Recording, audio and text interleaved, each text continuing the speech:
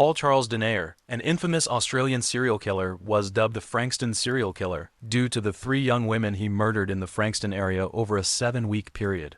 It seems reasonable to posit that had he not been apprehended, the number of victims would have been greater. This is particularly so given that, following his arrest, he informed the police that he had experienced a homicidal urge since the age of 14, that he had always desired to kill, and that he was simply awaiting the opportune moment, in the form of an unfortunate victim, to act on his homicidal desire. It is evident that Paul did not experience a significant crisis that could potentially alter his perspective during his 14th year. However, it is apparent that he exhibited a proclivity for violence at an earlier stage in his life. Maureen and Anthony first made one another's acquaintance in London, England, in the early 1960s. Following a series of romantic encounters, they were wed in a ceremony that took place shortly thereafter. During the period between the 1950s and 1970s, the Australian government was engaged in an initiative to attract skilled individuals, offering them a comprehensive package that included transportation, employment, and housing at a significantly reduced cost. It is understandable that Maureen and Anthony were also drawn to the attractive benefits package, which prompted their decision to migrate to Australia in 1965. They resided and worked in Australia for the duration of their lives. They had 6 children, of whom Paul was the third.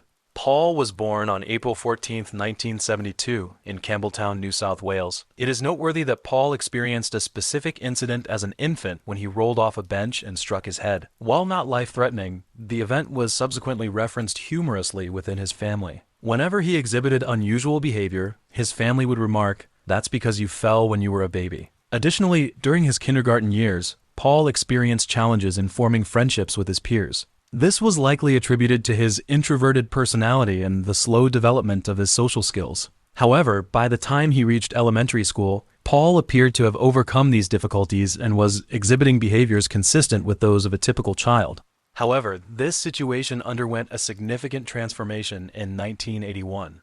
In that year, Anthony was offered a new position as manager of the steak place. To accept this offer, the family relocated to South Oakleigh, Victoria, a location situated in close proximity to the railway line connecting Frankston.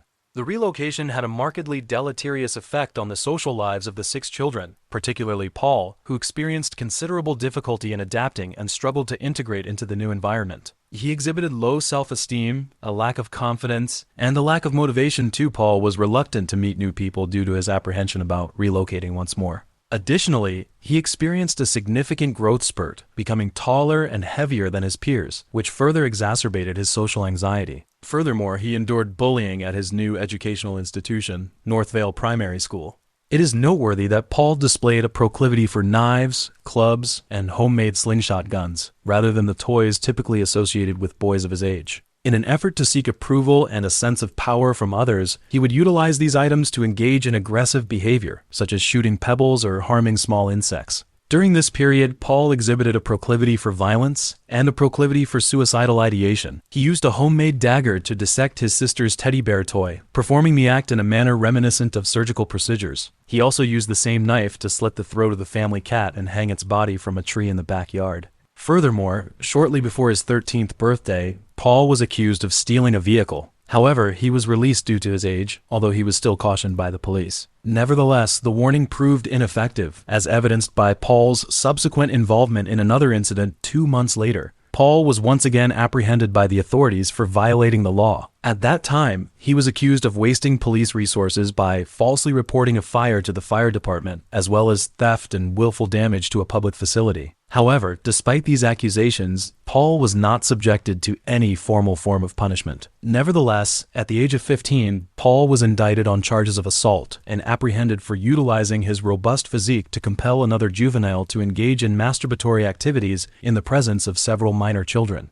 At this juncture, Paul's parents underwent a divorce, and their domestic situation, like that of many other families, was characterized by a combination of positive and negative experiences. Following his departure from the educational system, Paul encountered significant challenges in securing gainful employment. He was terminated from 7 distinct positions, largely due to his inability to adapt to the demands of the professional environment. Additionally, Paul attempted to enlist in the Victorian police force but was ultimately unsuccessful due to his weight. His final employment was in a shipyard, where he was dismissed for engaging in the fabrication of improvised weapons due to his prolonged absence from the task at hand. Paul did, however, develop a romantic attachment to a colleague from his Safeway supermarket days, Sharon Johnson. His relationship with Sharon Johnson endured for a considerable period, even extending to the point of cohabitation in Frankston in 1993. Sharon was compelled to engage in 2 telemarketing positions in order to provide financial support for both herself and her partner. In contrast, Paul was able to dedicate a significant amount of time to leisure activities due to his unemployment status. This resulted in his consumption of violent media, including films such as The Stepfather, which he viewed repeatedly. During this period, a series of anomalous occurrences commenced in the vicinity of the apartment complex where they resided.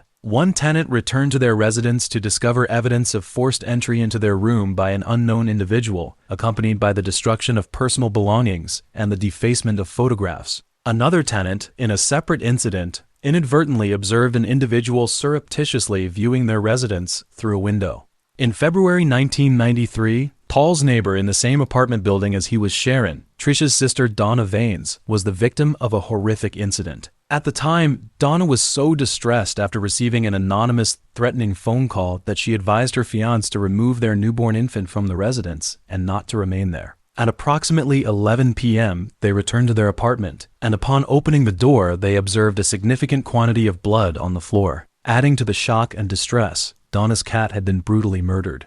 A picture of a woman in a bikini was strewn over its remains. Its entrails were left in the kitchen. Its blood was splattered everywhere, and "Donna, you're dead" was written in blood on the wall. In the bathroom, 2 felines had been decapitated and were positioned in a baby bath filled with blood. The laundry room was also marked by blood, with the walls displaying evidence of spatter and a plastic laundry basket containing infant garments. In the master bedroom, the contents of drawers were examined and cabinet doors were forcibly opened, resulting in the destruction of the door frames. The infant's garments were slashed, and a photograph of a partially nude model was positioned over the infant's crib. The words "Donna and Robin" were written on the mirror with white shaving foam. Donna is unaware of the identity of the enigmatic Robin, except that she never spends another night in the apartment and is staying with her sister Trisha until she relocates to another residence. This is due to Donna's apprehension that she and her infant could be subjected to harm at any moment. Elizabeth Stevens was Paul's first victim. She was born on October 21, 1974, and relocated to Melbourne from Tasmania to pursue her studies at TAFE Frankston. She resided with her uncle and aunt in Patterson Avenue, a suburb of Melbourne. On June 11, 1993, Elizabeth, aged 18, was last seen alighting from a bus at a bus stop on Cranbourne Road. Elizabeth was on the verge of turning into Patterson Avenue when she was suddenly seized from behind and threatened with what appeared to be a firearm. Despite her vocal protests, the commotion of the storm rendered her cries unheard. The assailant then proceeded to lead her down Patterson Avenue, ultimately leading her to an isolated location devoid of any witnesses. To avoid attracting undue attention, the assailant maintained physical contact with her until they vanished at the end of the street. On the morning in question, Elizabeth had left a note for her aunt and uncle indicating that she would be engaged in academic pursuits at TFE or the city library and would not return to their residence until after 8 p.m. However, when she failed to return by 10 p.m., her uncle and aunt became increasingly concerned and proceeded to search for her. They contacted the police at approximately 1 a.m. Due to the inclement weather that night, law enforcement officials were unable to conduct an immediate search. The following day, a man discovered Elizabeth's partially clothed body in Lloyd Park on Cranbourne Road. As detailed in the police report, Elizabeth's body was discovered in a state of disarray. The cause of death was determined to be strangulation and stabbing, with evidence indicating that her throat had been slit. Of particular note were the 6 deep stab wounds to her chest, 4 deep incisions extending from her breasts to her navel, and 4 wounds cut at right angles, creating a distinctive crisscross pattern on her abdomen. The autopsy report also revealed the presence of multiple incised and abrasive wounds on the decedent's face, consistent with the use of a bladed weapon. Additionally, the report indicated that the decedent's nose was fractured and markedly swollen. Despite the suggestive evidence of trauma to the decedent's clothing, the coroner's investigation did not substantiate the hypothesis of sexual assault. The senseless and brutal killing caused great distress within the community, with Elizabeth's friends and family struggling to comprehend the motivation behind the attack. Police initially postulated that a mentally disturbed individual may have been involved in the attack, which they classified as a case of indiscriminate killing due to the absence of any known associates of Elizabeth. Law enforcement then initiated a comprehensive search for the perpetrator. establishing barricades at the bus stop where Elizabeth was last observed and utilizing a life-size mannequin. It was hoped that some witnesses might recognize her and provide new information. Furthermore, investigators examined libraries that the teenager was known to frequent and questioned bus drivers and fellow passengers on her last bus trip. They even questioned every family in the area, but their inquiries yielded no meaningful insights. The subsequent month was relatively inactive, with no notable incidents. However, on July 8, 1993, a new case emerged on a Thursday afternoon. Rosha Toth, 41 years old, was traversing the railroad tracks on her customary post-work route, a practice she employed as a means of relaxation, appreciation of the surrounding landscape, and financial prudence. At 5:50 p.m., as she traversed Seaford North Reserve, likely for reasons specific to women, she observed a man exhibiting unusual behavior, meandering back and forth in proximity to the roadside restrooms. Given that she was traversing the area unaccompanied, Rosha exercised caution in passing by the man. However, the anticipated attack ultimately transpired. The man, relying on his physical strength, forced Rosha into the unlit park. She was unable to resist due to the fact that the man was holding a pistol in his hand and pointing it at her head. Therefore, Rosha was compelled to comply with the man's perverted demands. However, after a period of time, she came to the realization that the pistol did not appear to be a genuine firearm. In order to survive, Rosha began to resist and, in the process, she severed the man's fingers. The man, in turn, continued to pull Rosha's hair in an attempt to inflict further pain. Fortunately, Rosha managed to break free from the man's grasp and fled to the highway, her torn stockings and pants providing little protection from the elements.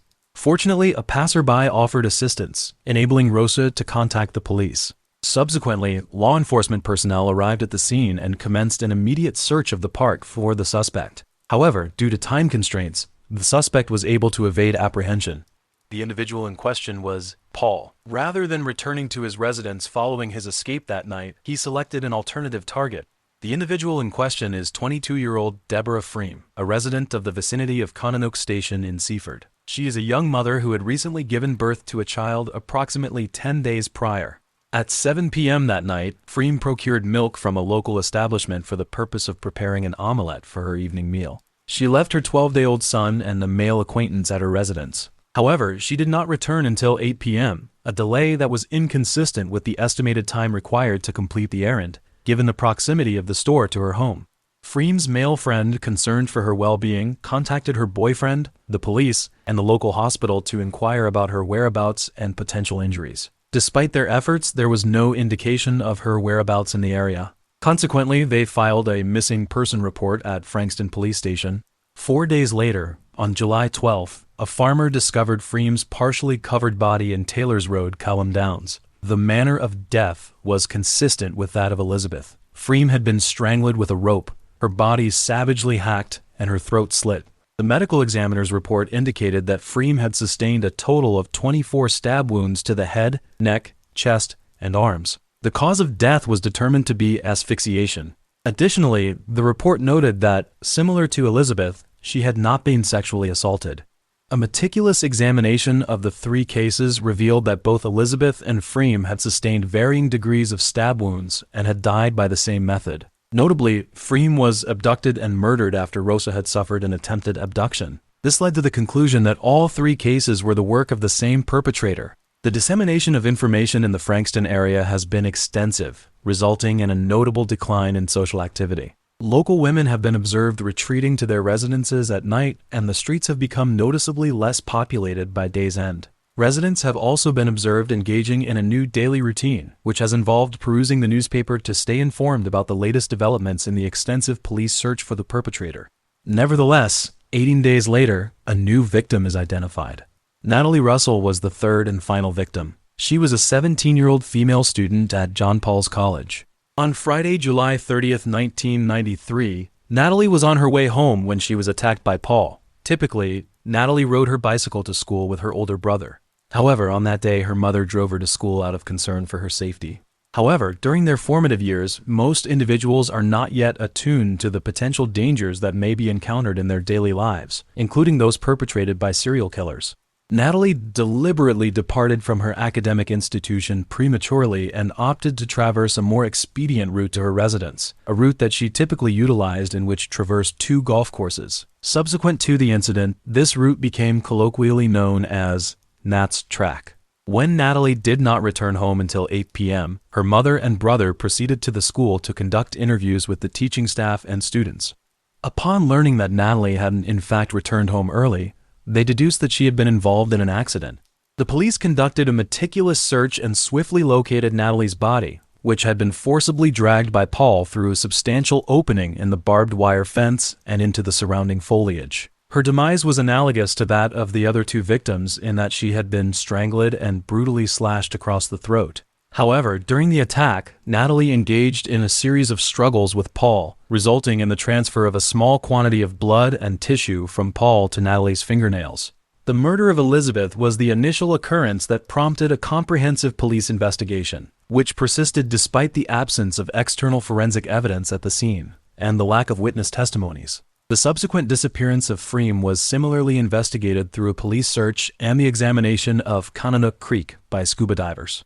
However, due to inclement weather conditions, no forensic evidence was recovered. One witness later recalled Freem's vehicle, a gray Nissan Pulsar, which she was operating in an erratic manner and repeatedly flashing her high-beam headlights. The following day, law enforcement officials discovered her unlocked vehicle on nearby Maiden Street, where forensic investigators subsequently identified Freem's blood within the vehicle. Furthermore, a recent examination revealed a new dent in the front of the vehicle. Paul subsequently clarified that he had discovered Freem's vehicle unlocked and subsequently concealed himself in the rear seating area of the vehicle, where he proceeded to threaten Freem with a facsimile firearm once she exited the premises. In the case of Rosa's attempted kidnapping, Rosa provided a description of the assailant, stating that he was approximately 18 to 20 years of age, 180 centimeters tall, with a round face and blue eyes.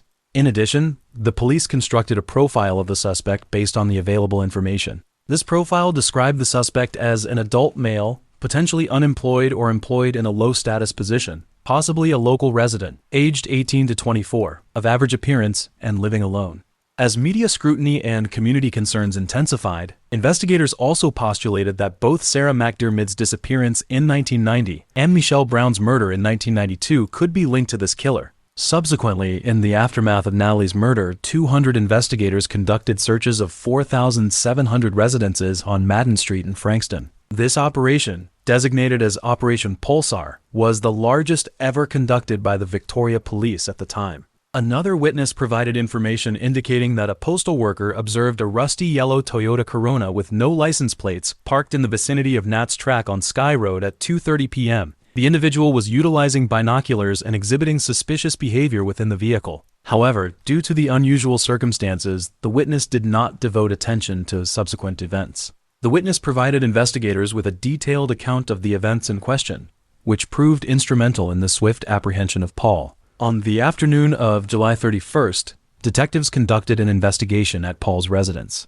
Upon examination of Paul's movements, he admitted to being in the vicinity of the Freem and Natalie murders at the time. Subsequently, Paul was transported to the Frankston Police Department, where his interrogation commenced at 9:20 p.m. Due to his inability to provide a satisfactory explanation for the lacerations and abrasions observed by law enforcement personnel and present at the scene of Elizabeth's murder, detectives collected his DNA samples for further analysis. In the early morning hours of August 1st, Paul came to understand that he had sustained injuries in a physical altercation with Natalie at that time. He also suspected that police had retained DNA evidence, which prompted him to confess to the terrorist attacks and murders. Ultimately, Paul was indicted for the murders of Elizabeth Stevens, Deborah Freem, and Natalie Russell, as well as the attempted kidnapping of Rosa Toth. On December 15, 1993, in the Supreme Court of Victoria, Paul entered a plea of guilty to all charges before Justice Frank Vincent. The court heard testimony from Ian Joblin, a clinical psychologist who was appointed to examine Paul in prison while he awaited sentencing. Mr. Joblin informed the court that Paul exhibited no indication of remorse for his criminal actions. Instead, he appeared to take pleasure in recounting the details of the murders. Paul attributed his actions to factors including his upbringing, alleged sexual abuse, and prolonged unemployment. However, Mr. Joblin did not accept these explanations, noting that numerous individuals in similar circumstances did not resort to serial murder. In his testimony, Mr. Joblin asserted that, in his many years of interviewing adult criminals, he had never encountered a case that resembled Paul's psychology. Mr. Joblin described Paul as a particularly rare case, a serial killer who kills randomly without motive, which makes him the most dangerous type of criminal. He noted that Paul has exhibited aggressive behavior since childhood and seems to derive pleasure from causing pain. Furthermore, Mr. Joblin asserted that Paul exhibited sadistic tendencies, and that his gratification and satisfaction from each murder were transient, leading him to seek further opportunities for violence. He also noted the absence of efficacious treatments for Paul's sadistic personality. On December 20th, 1993, Judge Vincent handed down a sentence of 3 consecutive life sentences with no fixed term of parole to Paul. This meant that the Frankston serial killer would spend the remainder of his life incarcerated, never to be released. Additionally, Judge Vincent imposed an additional 8 years imprisonment for the kidnapping of Rosa Toth. In her sentencing remarks, Judge Vincent stated, "The concern you have caused for thousands of women in the community will persist for an extended period. For many, your actions have accelerated their apprehension when returning home on foot, or caused parents to experience heightened anxiety when their children are delayed."